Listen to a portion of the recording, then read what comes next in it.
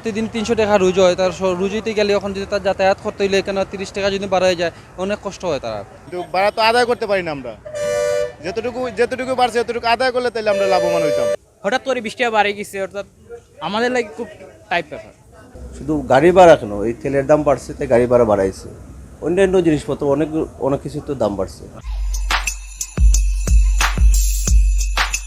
দর্শক সবাইকে আমন্ত্রণ বাংলা ভিউ নিয়মিত আয়োজন আমজনতার বয়ানে। আপনাদের সাথে আছে আমি রাজা আহমদ প্রকাশ।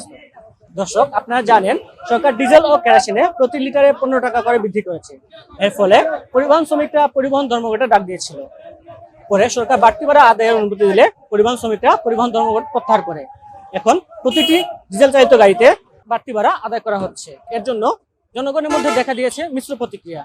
আমজনতার বয়ানে আজকে আমরা শুনবো বাড়তি ভাড়া আদায়ের কারণে জনগণ কি প্রতিক্রিয়া দিচ্ছেন বা তাদের অনুভূতিটা কি।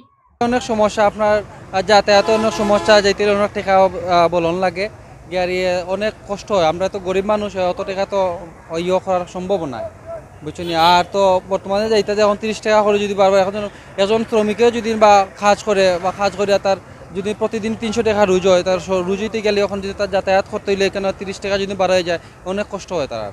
কারণ সাধারণ যাত্রীগুলো তো বুঝতেছে না, যারা ইনকাম কম ওরা তো মনে করেন গাড়িতে ওইটা ভেজাল করে টাকা দেয় না, টাকা তো আমরা দাবি করি একটা, ওরা দেয় আর একটা, অনেক ধরনের সমস্যায় পড়তে হয়। ভাড়া তো আপনার যে পরিমাণ বাড়ছে ওর থেকে বেশি খরচ, কিন্তু ভাড়া তো আদায় করতে পারি না আমরা, যেতটুকু বাড়ছে এতটুকু আদায় করলে তাহলে আমরা লাভবান হইতাম। আমরা যাত্রী হিসেবে আমরা খুব এখন ভোগান্তিতে পড়ছি, কারণ যে বর্তমানে পরিস্থিতি তেলের দাম বাড়ানোতে আমরা যে গাড়ি ঘোড়া চলাফেরা করতেছি আমরা নিম্ন আয়ের বেশিরভাগ মানুষ, তো আমরা ভাড়া দিতে গিয়ে যে হিমশিম খাইলাম বর্তমানে। হঠাৎ করে বৃষ্টিটা বাড়ে গেছে, অর্থাৎ আমাদের লাগে খুব টাইপ ব্যাপার।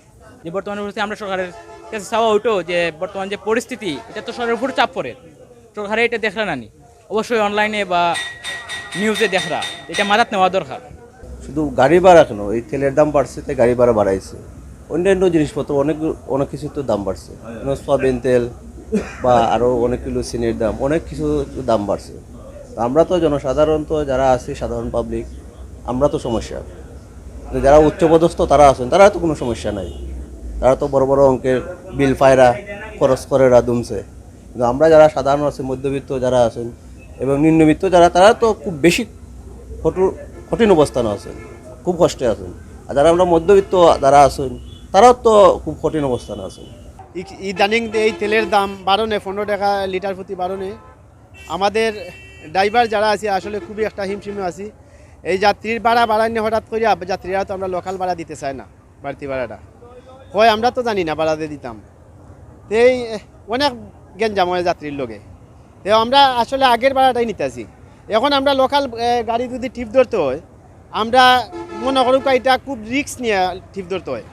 এর আগে তো কোনো বাড়তি ভাড়া আমরা এখনও নিতাম পারি না যাত্রীর কাছ থেকে, যাত্রীর মাইল লাগি যায় গাড়ির মধ্যে। একটা যদি ভাড়া বাড়ছে আমরা কইতাম পারাম না, এটা লাগে বাড়ছে।